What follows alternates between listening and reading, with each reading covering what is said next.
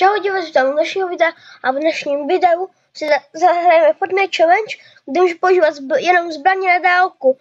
Ale výjimka je u světelných mečů, protože jsou mytické a exotické a mytické předměty jsou povolovány. Jdeme na to a doufám, že se stane fail, že zapnu OG mod.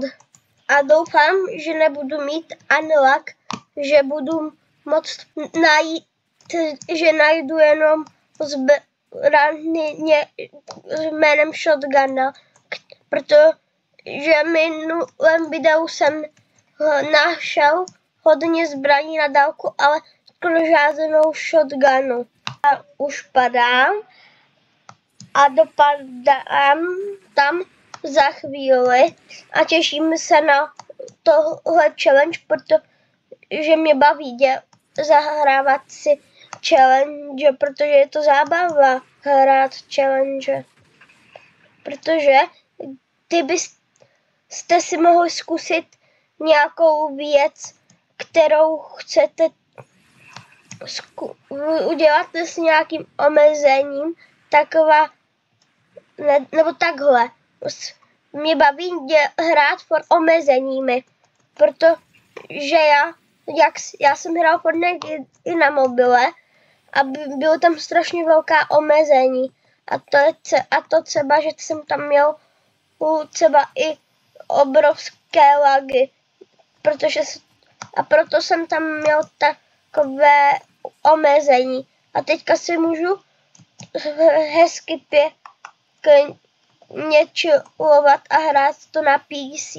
Takže že za mě je to dobrý si vyzkoušet takový ty věci, jako jsou omezení.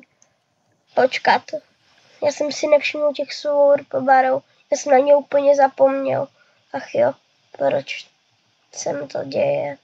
No Tarik, hned už jsem si všiml, že tohle tu nemůžu mít, protože tohle je Shotguna a já chci rukcovat za Stormtroopera, protože když se přeločíte za Stormtroopera, tak máte větší šanci, že tam za někoho zabijete z těch NPCček, protože když do nich nezaútočíte, tak vám nic nedělají. Až do nich zaútočíte, tak vám ale něco začnou dělat. A to je ta věc. Já doufám, že neodletím pryč jako v minulém videu, protože to by nebylo úplně dobrý. Já nerád létám. A ne, prosím. Dobrý. Netrefilo mě to.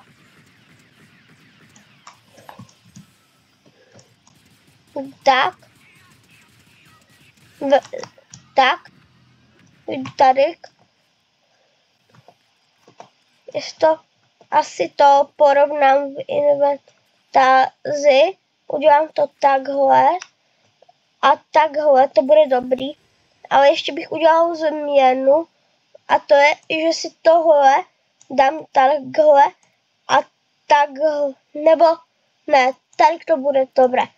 Takhle se mi to bude hodit, protože tohle mytická zbraň je teďka moje hlavní zbraň a tamto je moje záložní zbraň. DL44. Takže já tu vidím už, že se tu střílí, takže tu určitě jdu a jdu je tu vyšutit, protože já mám rád free kill, když se tu fightí lidi.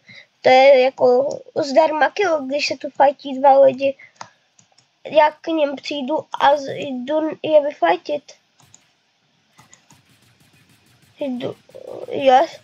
Zničím to auto a vybuchne. Tarik je. Tarik.